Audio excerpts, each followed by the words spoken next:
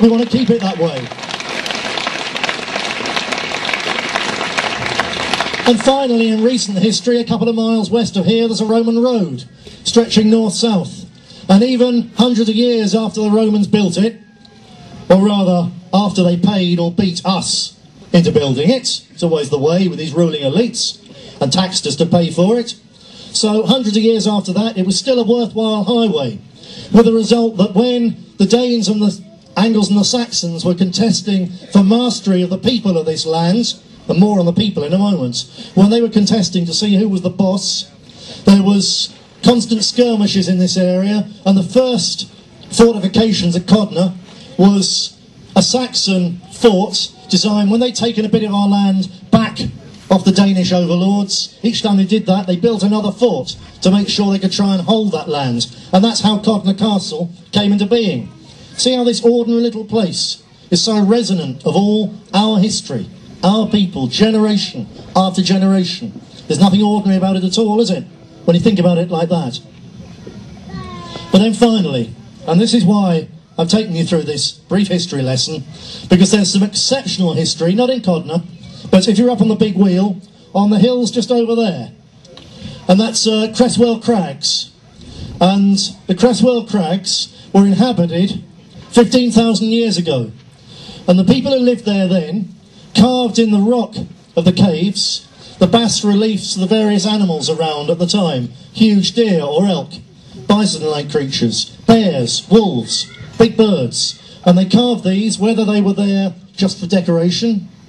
You know, we go to IKEA, but they used to sit there night after night with a bit of stone, hacking it off. Decoration, or because if they painted the animal, could they hunt it better? Was it religious? We simply don't know. But they did that. And you can go to Cresswell Crags, and you can see these things that they made there 15,000 years ago.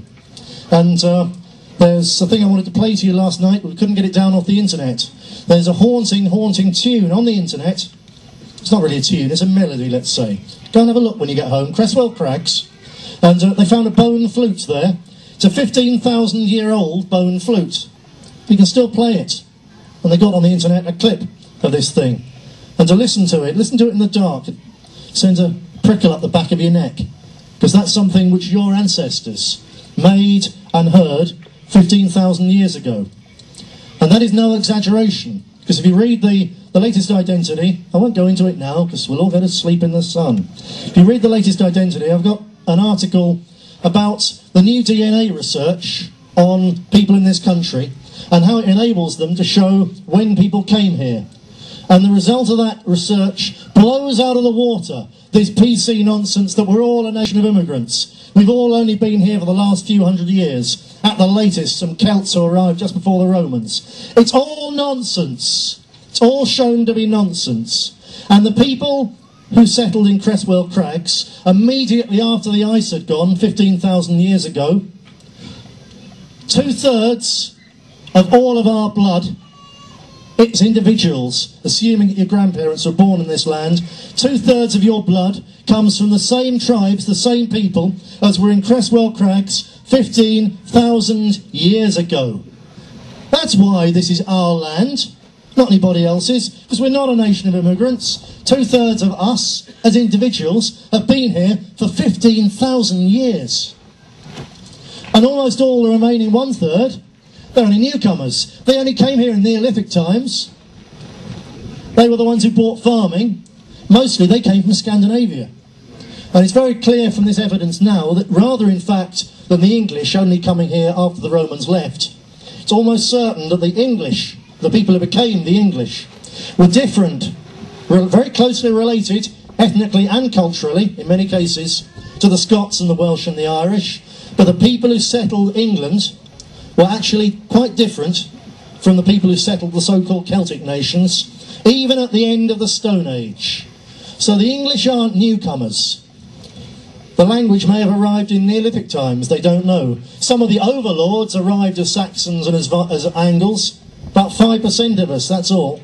But the English have been here for thousands upon thousands upon thousands of years, and this is our land. There's a term for these people.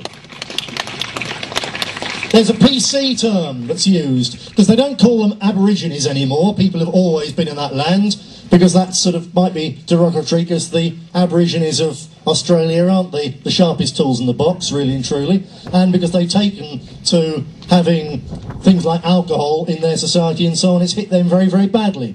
So the Liberals always go on, sometimes with good justification, about the problems of Aboriginal peoples, the American Red Indians, for instance, because they weren't the Aborigines of North America, they ate the Aborigines of North America when they first got there. But that's a different story, won't go into that. But nevertheless, the Liberals like Aboriginal people, because they're all dark, aren't they? That's the thing. So Liberals like Aboriginals, but they don't call them Aboriginals now, they call them First People. It's a logical sort of phrase, it's easy even for kids to understand in a dumbed-down world.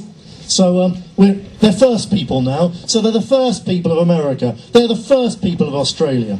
And First People, say the Liberals, have certain special, inalienable rights to maintain their culture, their traditions, their physical dominance in terms of numbers, over at least a part of their country, because they were the first people.